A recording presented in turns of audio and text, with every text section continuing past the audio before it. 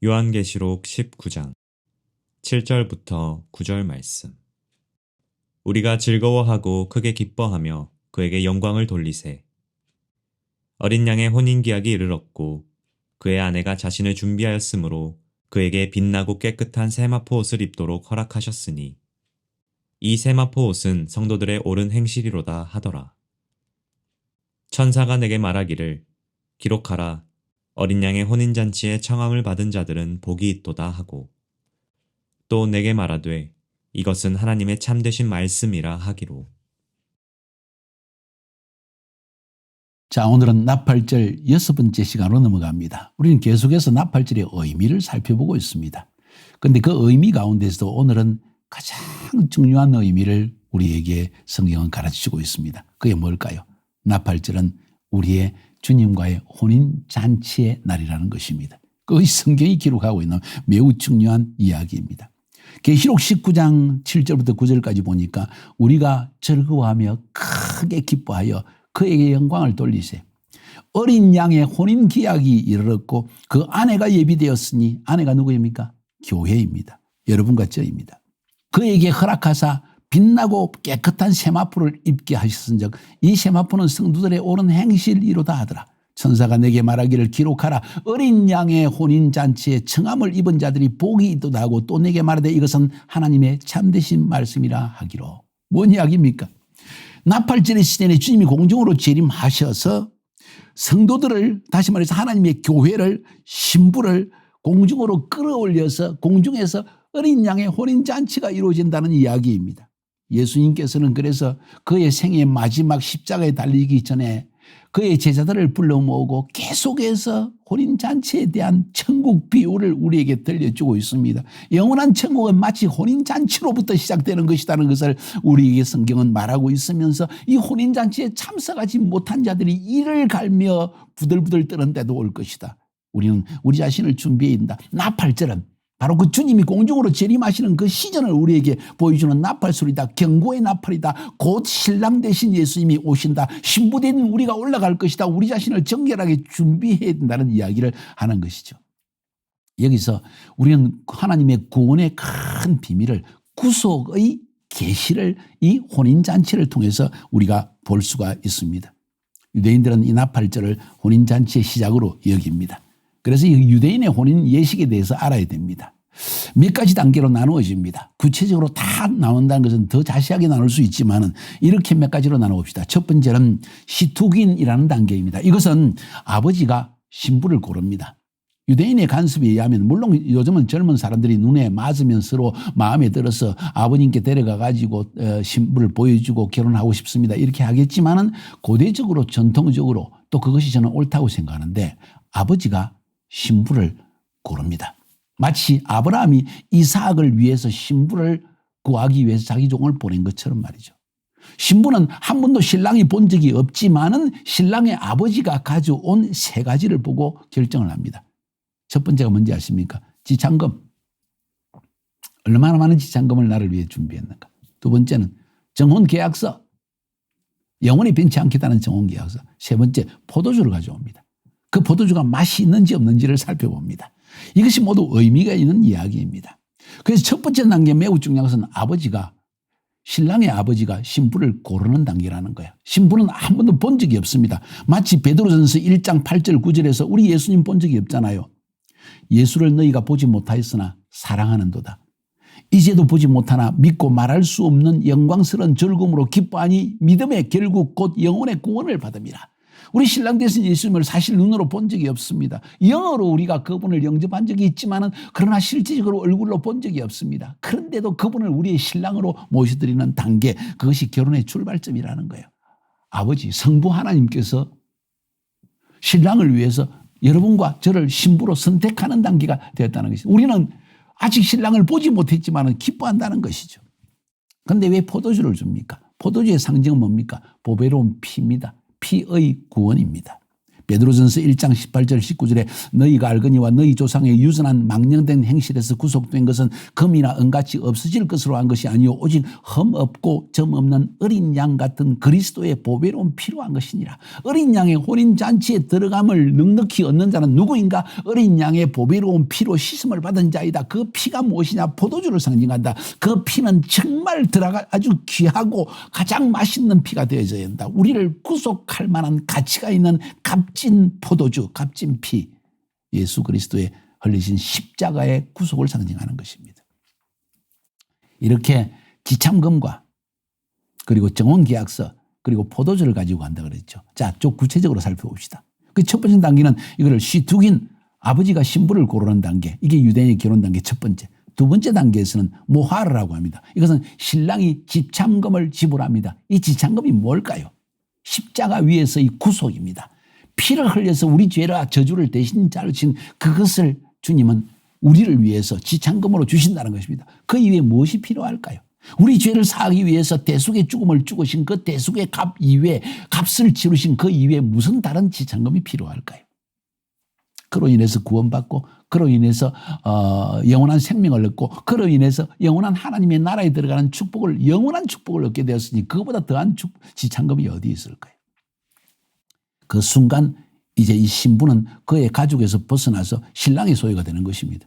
이제 예수 믿는 순간 우리는 세상에 속한 사람이 아니라 하나님께 속한 신랑의 예수 그리스도의 소유자가 신부가 된다는 것이에요. 여러분, 그것이 여러분과 저의 이 아이덴티티, 우리의 이 정체성이라는 거예요. 이게 모하르라고 하는 두 번째 단계입니다. 신랑의 지참금 지불. 세 번째는 케투바라고 합니다. 케투바는 정혼 계약서를 의미합니다. 신랑이 신부와 함께 정혼 계약서를 작성합니다. 이 정혼 계약서가 뭘까요? 율법입니다. 토라입니다. 신부가 하나님의 말씀대로 토라대로 살겠다는 결정을 하게 됩니다. 결혼식에 토라를 먼저 놓는다는 거예요. 실제적으로 유대인의 결혼식에서는. 왜? 이 토라를 통해서 우리는 구원받는 하나님의 백성이 됐다는 증표가 된다는 거예요.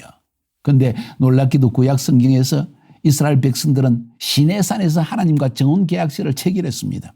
하나님의 백성이 되기로 약정하고 토라의 말씀대로 살겠습니다 하고 약정을 했지만 지키지 못했습니다. 성경은 이렇게 기록합니다. 예레미야 3장 8절에 내게 배역한 이스라엘이 간음을 행하였으므로 내가 그를 내어 쫓고 이온스까지 주었으되 그 배역한 자매 유다가 두려워하지 아니하고 자기도 가서 행함을 내가 보았노라. 율법을 지키지 않고 우상숭배했다는 이야기죠.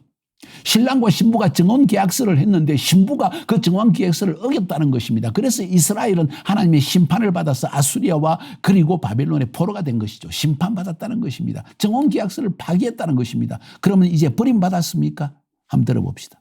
예레미야 31장 31절에 34절까지 나 여호와가 말하노라. 보라, 날이 이르리니 내가 이스라엘 집과 유다 집에 새 언약을 세우리니, 새 언약, 새 정혼계약서를 세운다. 나 여호와가 말하노라. 이 언약은 내가 그들의 열조의 손을 잡고 애굽 땅에서 인도하여 내던 날에 세운 것과 같지 아니할 것은 시내산에서 맺은 언약과는 다르다는 거예요. 내가 그들의 남편이 되었어도 시내산에서 그들이 나와 정혼계약서를 쓰고 사인까지 했는데 그들이 내 언약을 파기했죠. 계약서를 파기해버렸다. 계약대로 행치 않았다. 다른 남자에 갔다 우상을 숭배했다는 거죠. 나 여호와가 말하노라. 그러나 그날 후에 그날 후에 먼 훗날에 내가 이스라엘 집에 세울 언약은 이러하니 곧 내가 나의 법을 그들의 속에 두며 그 마음에 기록하여 나는 그들의 하나님이 되고 그들은 내 백성이 될 것이라. 그들이 다시는 이웃과 형제를 가리켜 말하기를 너는 여호와를 알라 하지 아니하리니 이는 작은 자로부터 큰 자까지 다 나를 알미라. 어떻게 이런 일이 납니까? 성령이 임하시는 순간 내 속에 들어오셔서 하나님의 율법을 정혼계약서를 이렇게 신부는 살아야 한다는 것을 매일 보여준다는 것이죠. 내가 그들을 죄악을 사하고 다시는 그 죄를 기억하지 아니하리라. 여호와의 말이니라. 성령이 임하는 순간 이 모든 죄를 사해 주신다는 이야기를 들려주고 있는 것입니다. 북이스라엘이 하나님의 계약을 어겼고 남유다도 정혼계약서를 어겨서 하나님 앞에 이혼을 당했습니다. 왜? 율법을 저버렸으니까. 그러면 하나님께서 어떻게 문제를 해결하십니까? 먼 훗날 하나님께서 그들의 죄를 사해 주시는 때가 온다는 것을 지금 예레미야 31장 31절부터 34절까지 이야기합니다. 그럼 구체적으로 그 일이 어떻게 일어나는가? 법적으로 이 일이 어떻게 일어나는가? 아니, 결혼계약서를, 정혼계약서를 파기한 신부를 어떻게 다시 받아들일 수 있는가? 이 이야기입니다. 신랑을 바꾸면 됩니다. 아니 무슨 이야기일까? 굉장히 복잡한 이야기죠. 쉽게 설명하겠습니다. 로마서 7장 1절부터 4절까지 형제들아 내가 법 아는 자들에 대해 말하노니 너희는 율법이 사람의 살 동안만 그를 주관한 줄 알지 못하느냐? 남편이 있는 여인이 그 남편 생전에는 법으로 그에게 매인바 되었으나 만일 그 남편이 죽으면 남편의 법에서 벗어났느니라. 그러므로 만일 그 남편 생전에 다른 남자에게 가면 엄부라 이르되 남편이 죽으면 그 법에서 자유케 되느니 다른 남자에게 갈지라도 엄부가 되지 아니하느니라. 율법에 대해서 죽으면 율법이 이전 남편이었는데 그 이전 남편의 명령과 율법대로 살지 못했는데 그 율법에 대해서 내가 죽어버리면 이제 율법이 전 남편이 죽었으니까 새 남편 예수에게로 은혜의 법을 가져온 예수에게로 가서 그 남편 안에서 은혜의 법 안에서 예수 그리스도 안에서 다시 살림을 받아 살 수 있다는 이야기예요. 그러므로 내 형제들아 너희는 그리스도의 몸으로 말미암아 율법에 대하여 죽임을 당하였으니 이는 다른 이 곧 죽은 자 가운데서 살아나신 이에게로 가서 예수에게로 가서 우리로 하나님을 위하여 열매를 맺게 하려 함이라. 쉽게 이야기하면 율법에 의하면 이전 남편이 살아있는 동안은 다른 남자에게 가면 너는 간음인데 그 이전 남편이 죽고 나면 새로운 남자에게 가도 간음이 아니다. 정식 결혼이 이루어지는 것이다. 율법에 대해서는 율법을 따라서 살도록 너희들은 결혼 계약을 맺었는데 율법에 대해서 죽어버렸고 이제 은혜에 대해서 살게 되었다. 새로운 남편 이제 죽은 남편에 얽매이지 말고 새 남편 예수에게 가서 살리는 법을 따라 열매를 맺고 살아라는 이야기입니다. 그래서 이스라엘도 역시 예수를 믿어야 않고만 구원받는다는 이야기죠. 유대인들도 마찬가지로 율법이 그들의 옛 남편으로 여전히 그들을 묶고 있다면 율법에 대해서 죽지 않는다면 나는 율법 앞에서 죽었다 하면 다시 살 길이 생기는 거예요. 왜? 새 남편이 생겼으니까. 누굽니까? 예수라는 거예요.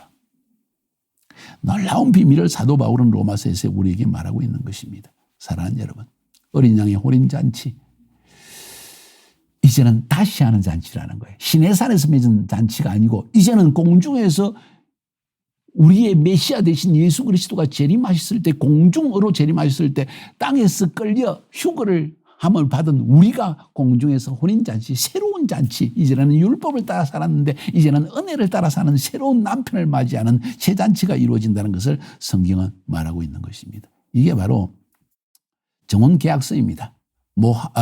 케투바 정혼계약서를 체결했다. 이스라엘은 정혼계약서를 체결했지만 지키지 못했으나 예수 안에서 새로운 정혼계약서를 우리는 체결하게 된다는 이야기입니다. 그 다음 네 번째 단계는 미크바라고 합니다. 침례입니다. 정혼이 시작되기 전에 양쪽은 영적 순결과 성결의 상징으로 침례를 행합니다. 예수님께서도 십자가에 죽기 전에 세례 요한에게 가서 침례를 받으셨다고 성경은 이야기합니다. 이렇게 해서 하나님의 의를 이루는 것이 합당하다. 이 말은 무슨 말인가 하니 바로 이것이 모든 믿는 자들이 침례를 받음으로 하나님과의 공의로운 관계를 맺고 모든 죄에서 사함받는 길이라는 증거로서 징표로서 침례를 받게 하는 것입니다. 그래서 우리 예수 믿는 사람들도 이 미크바 예수 믿는 순간 침례를 받음으로 하나님의 신부가 되어졌다는 징표를 받게 되는 것입니다. 다섯 번째로 후파입니다. 침례를 받은 후에 신랑은 후파를 준비합니다. 이거 수카죠. 그죠? 바로 하나님께서 우리를 위해 준비하시는 이 우리의 처소입니다. 침례받은 후에 신랑은 신방을 준비하기 위해서 신부와 함께 살 집을 영원한 처소를 준비하기 위해서 사라집니다. 그리고 다시 오십니다. 바로 그것을 우리는 후파라고 합니다. 후파, 우리가 하나님과 영원히 살 처소입니다. 요한복음 14장 1절부터 3절까지 그래서 예수님께서는 두려워하고 근심하는 제자들에게 이야기합니다. 너희는 마음에 근심하지 말라. 하나님을 믿으니 또 나를 믿으라. 내 아버지 집에 거할 곳이 많도다. 그렇지 아니하면 너희에게 일렀으리라. 내가 너희를 위해 처소를 준비하러 가느니 후파를 준비하러 가느니 신부를 위해서 영원히 함께 살 좋은 집을 준비하러 가느니 가서 너희를 위해 처소를 예배하면 내가 다시 와서 너희를 내게로 영접하여 나 있는 곳에 너희도 있게 하리라. 이것은 바로 혼인잔치에서 이 후파를 준비하러 가는 신랑의 이야기를 비유적으로 말하고 있는 것입니다. 유대인의 이 결혼잔치, 이 혼인잔치의 단계들은 바로 하나님께서 어떻게 우리를 구원하신지를 보여주는 아름다운 스토리입니다. 언제 오십니까? 아무도 모릅니다. 신랑도 모릅니다. 신방은 아버지가 준비하기 때문입니다. 그날과 그때는 아무도 모른다. 아버지만을 아신다. 그러나 이 신방이 아버지에 의해서 준비되어지면 아버지께서 신랑을 재림 예수를 이 땅에 보내주시고 그리고 신부를 데려가게 하실 것이다. 휴거할 것이다. 여섯 번째는 마탄입니다. 그냥 신랑이 사라지는 것이 아니고 그가 떠나갈 때 우리에게 징표를 주십니다. 내가 반드시 돌아온다. 반드시 돌아온다. 그때까지 나와 똑같은 일을 행할 자를 너에게 선물로 주겠다. 이게 뭡니까? 성령이십니다. 마탄이라는 것은 헬라어로 하리스마타. 이건 성령의 은사를 우리에게 주시고 우리로 하여금 그 징표를 가지고 주님이 오신다는 징표를 가지고 살아라는 이야기입니다. 성령님이 우리에게 하나님의 백성, 신부된 자, 예수 믿는 자에게 있는 가장 중요한 특징이 뭡니까? 나는 내 신랑이 오신다는 것을 믿습니다 하는 징표가 뭡니까? 내 안에 성령이 계신다는 거예요. 여러분 안에 성령님은 살아계십니까? 그래서 우리는 알파 코스를 통해서 성령 수양을 하고 모든 예수 믿는다고 하는 사람들이 성령이 내 안에 임재하시는 체험을 가지게 하는 것입니다. 할렐루야. 마지막 단계는 니수인이라고 한다. 니수인은 신랑이 나팔소리와 함께 혼인잔치에 나타나고 신부를 안고 신방으로 데려가 버리는 아름다운 마지막 단계를 니수인이라고 합니다. 언제 이 일이 일어날지 아무도 모릅니다. 성경은 그 시와 그 때를 아무도 모른다고 신랑도 모른다고 했습니다. 신랑의 아버지 대신 그분만이 이 모든 것을 준비하고 있기 때문입니다. 나팔절은 바로 이 신랑이 오신다는 것을 알리는 영적인 경고의 소리라는 거예요. 곧 신랑이 오신다. 여러분 열천에 비유하시잖아요. 기름을 준비한 다스티니와 기름을 준비하지 않은 다스티니. 비유는 이 기름은 성령입니다. 성령이 내 안에 거하여서 항상 나팔 소리를 들을 준비를 갖추고 있는 이 신부, 성령 받고 신랑 대신 예수님이 오실 것을 준비하는 교회, 그것을 바로 이야기하는 것입니다. 여러분은 기름을 준비한 신부입니까? 아니면 기름을 준비하지 않은 신부입니까? 매우 중요한 이야기가 아니겠습니까? 신랑은 이 신부를 7일 동안 잔치를 마친 후에 그리고 새 집으로 들어가서 영원한 아버지의 집에서 영원한 생명을 누리는 복을 누리게 되는 것입니다. 할렐루야. 계시록 19장 7절 9절 다시 한번 읽습니다. 우리가 즐거워하고 크게 기뻐하여 그에게 영광을 돌리세. 어린 양의 혼인기약이 이르렀고 그 아내가 예비되었으니 그에게 허락하사 빛나고 깨끗한 세마포를 입게 하셨은즉 이 세마포는 성도들의 옳은 행실이로다 하더라. 천사가 내게 말하기를 기록하라. 어린 양의 혼인잔치에 청함을 입은 자들이 복이 있도다 하고 또 내게 말하되 이것은 하나님의 참되신 말씀이로다. 할렐루야. 이제 나팔절의 절기를 강의를 마치면서 고대 유대인의 혼인 단계를 한번 살펴보았습니다. 자, 그러면 절기 전체의 관점에서 볼 때 유월절, 오순절, 나팔절, 대속제일, 장막절은 어떤 혼인잔치와 어떤 연관성이 있을까요? 유월절은 결혼 지참금을 지불하는 단계입니다. 십자가 위에서 주님은 신랑 대신 주님이 신부된 우리를 구속하기 위해서 우리 죄와 저주를 대신 짊어지고 다 죽으심으로 바로 우리에게 지참금을 주신 것입니다. 자, 너는 이제 깨끗한 자다. 너는 구원함을 받았다. 제사함을 받았다. 이게 6월절 결혼 지참금을 혼인 정혼 지참금을 우리에게 지불한 거예요. 누가? 신랑이. 오순절은 결혼 계약서를 체결하고 우리에게 마탄 성령의 선물을 우리에게 주신 것이 바로 이 오순절입니다. 나팔절은 신랑이 오시는 것입니다. 이제 오실 것입니다. 대속제일은 신랑 신부의 정결 의식을 통해서 죄에서 씻음을 받는 날입니다. 초막절은 혼인잔치가 이루어지고 천년잔치가 이제 후파로 신부를 데려가는 이 마지막 혼인잔치의 실제적인 천년왕국의 기쁨을 누리게 되는 것이 바로 이 초막절의 의미입니다. 이것이 바로 전체 절기의 중요한 혼인잔치와의 연관성이라는 것입니다. 성경은 모두 이 비유를 통해서 또 실제적인 그들의 삶의 관습을 통해서 이스라엘 민족들의 역사와 그들의 삶과 그들의 모든 풍습과 그들의 지리와 땅을 통해서 우리에게 하나님의 계시를 구원의 계획을 보여주고 있다는 걸 생각할 필요가 있습니다. 나팔절 시즌 바로 신랑 대신 예수님이 곧 오신다는 엄청난 기쁨의 나팔 소리입니다. 그러나 믿지 않는 자들에게는 심판이 주어지다는 엄청난 경고의 나팔을 될 것입니다. 사랑하는 여러분, 머지않아 주님이 오셔서 여러분 신부 대신 여러분을 안고 영원한 천국에서 혼인잔치를 이루고 그리고 아버지의 집에 준비되어진 처소 이 후파에 데려가서 우리와 영원한 기쁨을 누리는 삶을 살게 될 것입니다. 그날을 기대하는 날이 또 나팔절이기도 합니다. 나팔절의 시즌에 회개하여 주님께 돌아가고 신랑 되신 주님을 맞이하는 기쁨으로 충만한 여러분이 되기를 주님의 이름으로 축복하여 드립니다. 승리합시다.